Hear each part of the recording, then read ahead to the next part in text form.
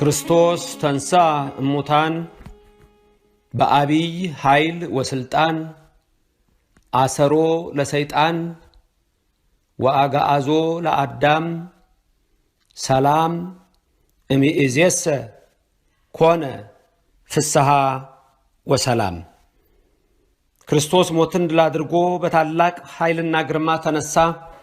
ከዛች ጊዜ ጀምሮ ሰላም ፍቅር ለሁላችን ተደረገልን። አሁንም ሰላምና ፍቅሩን ባላችሁበት ያድላችሁ። ከመከራ ሥጋ ከመከራ ነፍስ ይሰውራችሁ። ሀብተ ሥጋ ሀብተ ነፍስን ያድላችሁ። ምሊተ ክብር ምሊተ ውዳሴ እመብርሃን ወላዲተ አምላክ በምልጃዋ አትለያችሁ አትለየን። የቅዱሳን በረከት ሁሉ ይደርብን። ከትንሣኤ በኋላ ያለው ሳምንት የየዕለቱ ስያሜ ምን እንደሆነ የምንማርበት ትምህርታችን ነው። ዛሬ ዕለተ ሰሉስ ማክሰኞ ነው። በዚች በማክሰኞ ቀን ምን ተብሎ በቤተ ክርስቲያናችን ምስጢር ይነገራል? የምንሰማውን ሁሉ በልባችን ጽላት ይጻፍልን። ሰኞ ማዕዶት ተብሎ ተሰይሟል። ማክሰኞ ደግሞ ቶማስ ተብሏል። ቶማስ በመጀመሪያ ከ12ቱ ደቀ መዛሙርት አንዱ እንደሆነ ሁላችሁም ታውቃላችሁ። በማቴዎስ ወንጌል ምዕራፍ 10 ቁጥር 3 ላይ የ12ቱ ሐዋርያት ስም ሲዘረዘር አንዱ ቶማስ እንደሆነ ታገኛላችሁ። ይህ ቶማስ ከ12ቱ ሐዋርያት የተመረጠ አንዱ ቅዱስ ሐዋርያ ነው። በረከቱ በእኔ አሁን ድምፁን እየሰማችሁት ባላችሁት በእናንተና በዘመዶቻችሁ ሁሉ በሀገራችን ላይ አድሮ ይኑር። ቶማስ ማለት የስሙ ትርጉም ምንድን ነው ብላችሁ ለምትፈልጉ ለማወቅ ቶማስ ማለት ትርጉሙ ፀሐይ ማለት ነው። ስለዚህ ቅዱስ ቶማስ ማለት ቅዱስ ፀሐይ ማለት ነው። የስሙ ትርጉም ይሄ ነው። በቤተ ክርስቲያናችን ሁሌ ይነገራል። ፀሐይ ሁለት ስም አላት ይባላል። ሌላም ተጨማሪ ስም አላት። ዋናው ግን የሚታወቀው ሁለት ስም አላት። አንዱ ቶማስ ይባላል። ሁለተኛው ደግሞ ኦሪያሬስ የሚል ስም አላት።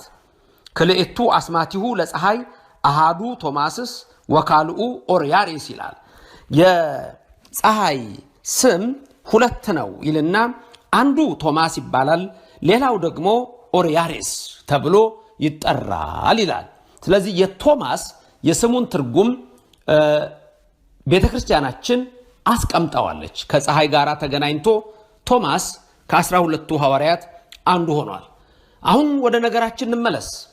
ዛሬ ዕለተ ሰሉስ ማክሰኞ እንዴት ቶማስ ተብላ ተሰየመች? ምንድን ነው ምስጢሩ? የክብር ክብር ይግባውና በልብ መታሰቡ በቃል መነገሩ ከፍ ከፍ ይበልና ያዳነን ኢየሱስ ክርስቶስ ሞትን ድል አድርጎ በዕለተ እሁድ ሌሊት ተነስቶ እመቤታችን አይታው እነ ማርያም መግደላዊት አይተው በኋላ ጴጥሮስና ዮሐንስ ሮጠው ሄደው ዮሐንስ እንደውም ቀድሞት ወደ መቃብሩ ደርሶ ሳይገባ ጴጥሮስ መጥቶ ወደ መቃብሩ ገብቶ ቢያዩ ሰበኑን ብቻ አግኝተዋል። ሕያውን ከሙታን መካከል ሊያገኙት አልቻሉም። ተነስቷል። ክብርና ምስጋና ሞትን ድል አድርጎ ለተነሳው ለሁላችን አምላክ ለኢየሱስ ክርስቶስ ምስጋና ከዘላለም እስከ ዘላለም ለሱ ይሁን። ስለዚህ ዛሬ ቶማስ ተብሎ የተነገረበት ምስጢሩ ምንድን ነው ስትሉኝ፣ እንግዲህ ጌታችን ኢየሱስ ክርስቶስ ከሞት ከተነሳ በኋላ ዲዲሞስ የሚሉት ቶማስ አልነበረም።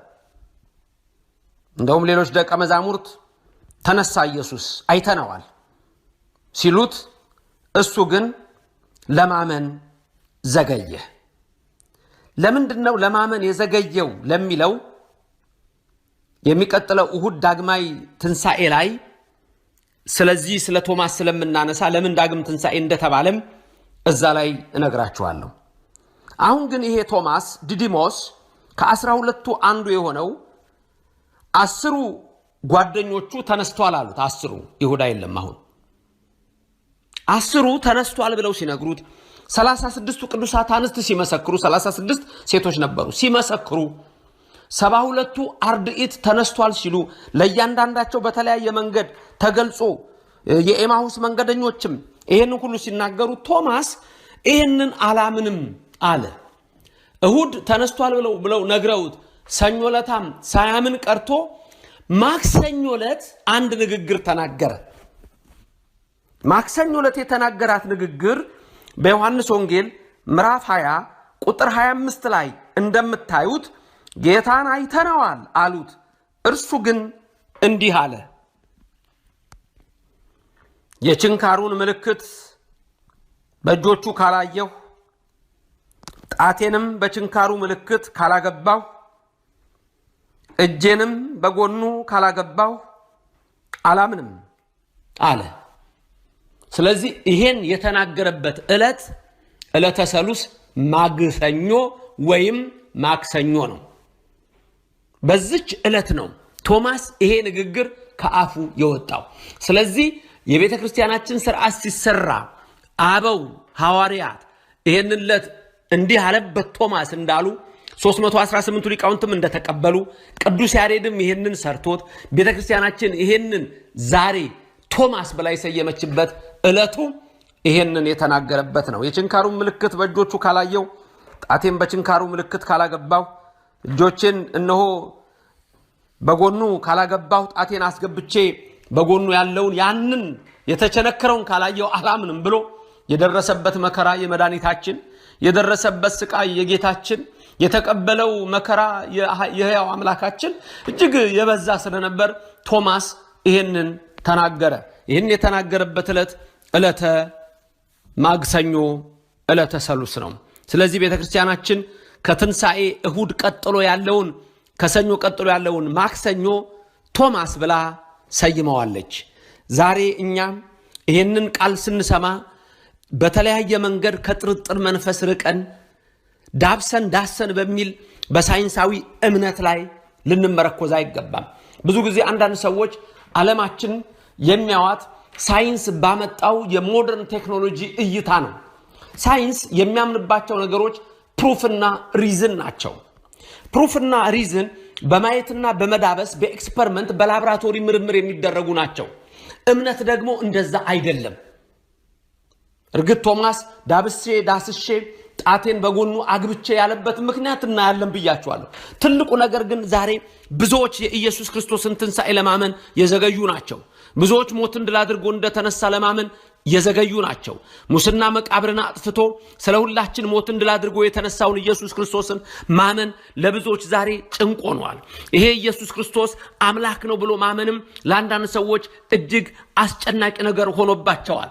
ሞትን ድል አድርጎ የተነሳው ከሶስቱ አካላት አንዱ አካል ወልድ ነው። ሶስቱ አካላት ወይም ሶስቱ ስም ብለን የምንጠራው አብ ወልድ መንፈስ ቅዱስን ነው። አብ ወልድ መንፈስ ቅዱስ አብ አባት፣ ወልድ ልጅ፣ መንፈስ ቅዱስ ሕይወት ነው።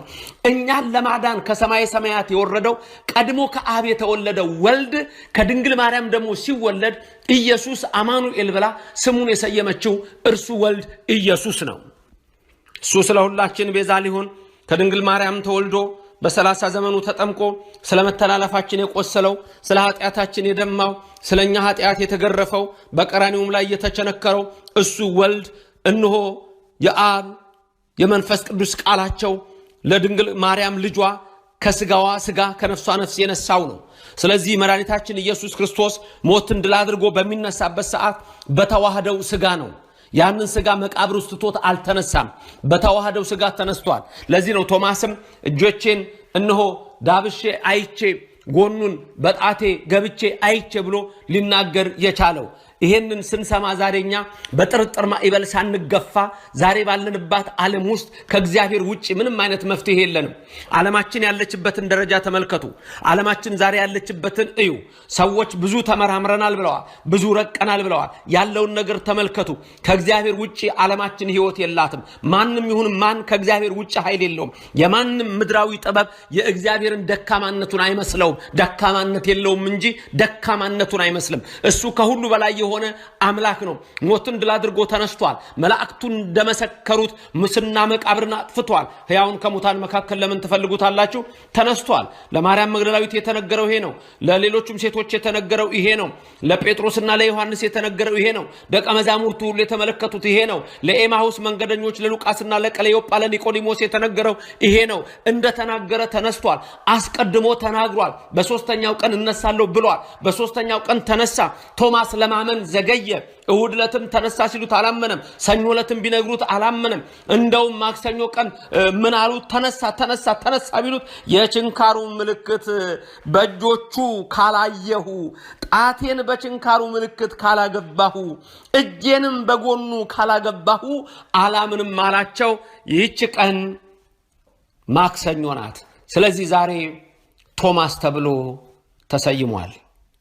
ይህ ቶማስ ይሄንን ይበል እንጂ በሐዋርያነቱ የጸና ቅዱስ ሰው ነው። አዎ የእሱ በረከት ይደርብን። የትንሣኤው ብርሃን ከኛ ጋር ይሁን። እመቤታችን አትለየን። ይህ ድምፅን የሰማችሁ ሁሉ ይህን ወንጌል ቃል ለሌላውም አሰሙ። እግዚአብሔር በሕይወት ዘመናችሁ ከእናንተ ጋር ይሁን። በምትፈልጉት ፈጥኖ ይድረስላችሁ። ክፉን ነገር ያርቅላችሁ። ዓለምን እያስፈራ ያለውን ይህንን ደዌ ይክፈፍልን። ቸነፈሩን ያርቅልን። ሰላም ለኢትዮጵያ፣ ሰላም ለአጎራባች አገሮቿ፣ ሰላም ለመላው ዓለም ይስጥልን። ተዋህዶ ሃይማኖታችንን፣ ቅድስት ቤተ ክርስቲያናችንን ከአጽራረ ቤተ ክርስቲያን፣ ከአላውያን፣ ከካህዲያን ይጠብቅልን። ይህ ዕለት ቶማስ ተብሎ ተሰይሟል። ቶማስ ማለት ፀሐይ ነው። እውነተኛው ፀሐይ ደግሞ ኢየሱስ ነው። በቶማስ ውስጥ ሆኖ የሚያበራ በማቴዎስ 5:14 ብርሃናችሁ ለዓለም ያብራ እናንተ የዓለም ብርሃን ናችሁ እንዳላቸው ቶማስ ብርሃኑን ኢየሱስን ይዞ ብርሃን የሆነ ቅዱስ ነው። እኛንም ጨለማችንን አርቆ መከራችንን ገፎ የትንሣኤው ብርሃን በቤታችን በርቶ የሚያስጨንቀንን ነገር ሁሉ ከኛ ርቆ በዘላለም በረከቱ ይባርከን። የቅዱሳን አባቶች የነቢያት ሐዋርያት ጸጋ ይደርባችሁ። የአባ እንጦንስ፣ የአባ መቃርስ፣ የአባ ጳውሊ፣ የሐዋርያው የቶማስ በረከት በእናንተ ላይ ይደር። አዛኝቱ አትለያችሁ፣ ክፉን ሁሉ ያርቅላችሁ።